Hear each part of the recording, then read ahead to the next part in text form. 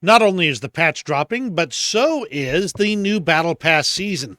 That's right, the Battle Pass Smell of Victory. This would be Season 9, is starting tomorrow, going through January 25th.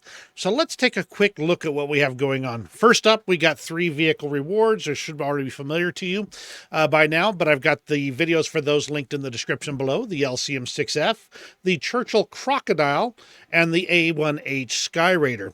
Unlike most of the previous Battle Passes, the free vehicle is the tank this time, not the plane. And with only 3 rewards like they've been doing lately, that's going to be more likely to be happening more frequently in the future. As always, the Battle Pass season is going to be full of challenges and all the things going on. It does still cost you the Gold Eagles to get in, unless you have the coupons from the previous Battle Pass season. And those will let you trade into the new Battle Pass season with no charge at all. In addition to the vehicles, of course, we've got decals, decorators, and profile icons, all 3 coming in this one.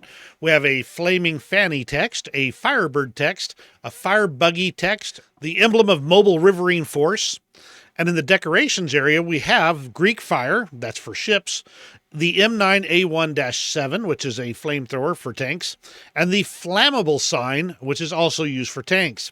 The profile icon is this really cool looking Flame Trooper. Now, the key levels for this Battle Pass season are 38, where you get the LCM6F direct activated on your account. That's the Zippo landing craft mechanized that's been converted into a monitor-style river monitor. Then you've got at 51, you get a vehicle coupon, the non-tradable variety for the Churchill Crocodile. And at 75, you get the non-tradable vehicle coupon for the A1H Skyraider. If you want to sell these on the market, you're going to have to get all the way to 105 to sell the Churchill Crocodile, because that's when you get the tradable coupon, and all the way to 125 for the tradable coupon for the A1H. Finally, let's look at the Battle Pass challenges and give kind of my thoughts on them. All right, so the Gifts of Prometheus, set of enemy vehicles on fire a certain number of times, straightforward, easy enough. You can get that in air or ground, shouldn't be a problem at all, or even naval for that matter, just setting things on fire. Heat treatment. Destroyer help allied players destroy the specified number of player vehicles. That's 250. Should be easy to do, especially since it's a pretty long-running task there. For several weeks. So easy to do. Fire safety. Receive the specified number of streaks. 20 awards with help with repairing or firefighter. So there you go. If you're going to be helping people out with repairing their vehicles a lot, and maybe even helping people put out their fires. Hammer of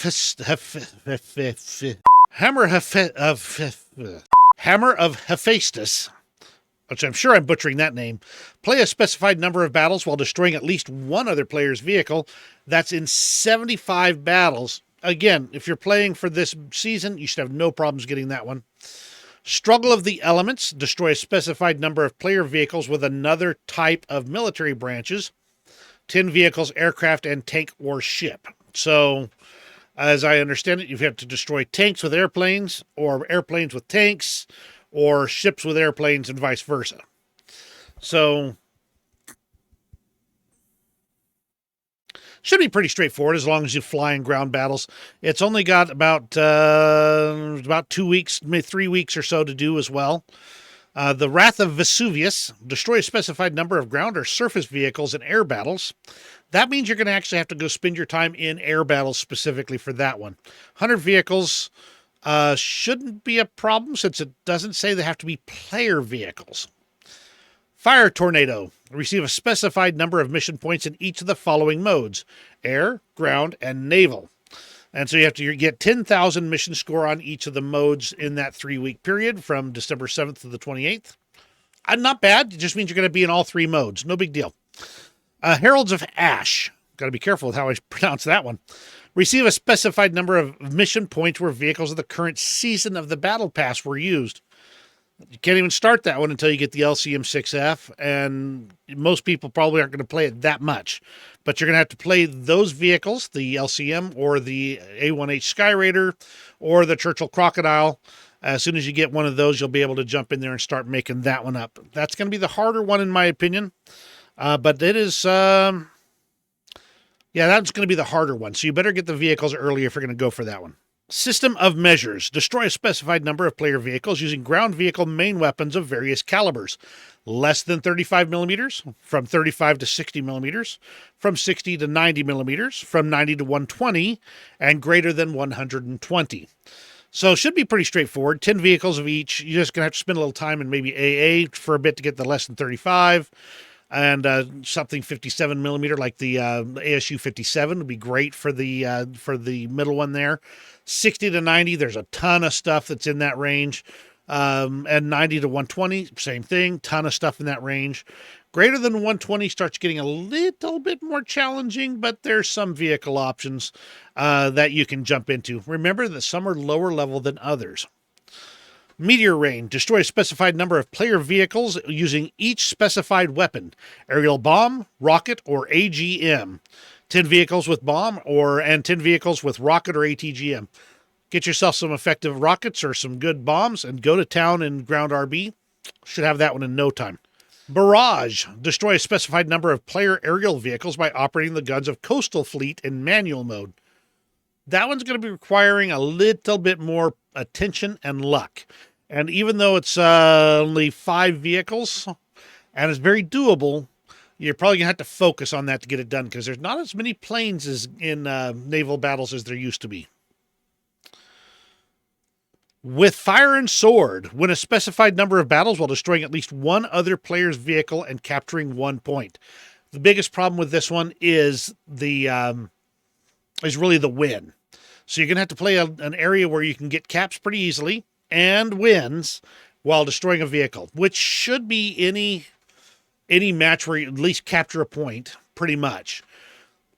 Assuming you win. That's the problem, is going to be the wins. 25, doable. It might be a bit of a stretch for some people, depending on where you're at in your trees.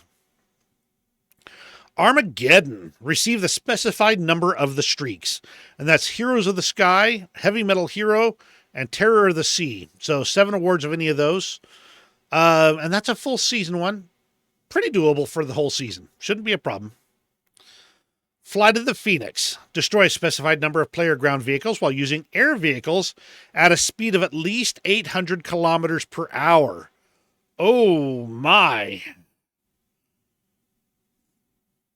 And that's player ground vehicles. So you're going to be in ground RB, ground SB maybe, ground AB, and in jets because that's high-speed stuff. So if you don't have high-speed stuff, you're not going to be able to do that one. That's definitely a high-tier reward. Flame of Victory, of course, is completing all the season's challenges.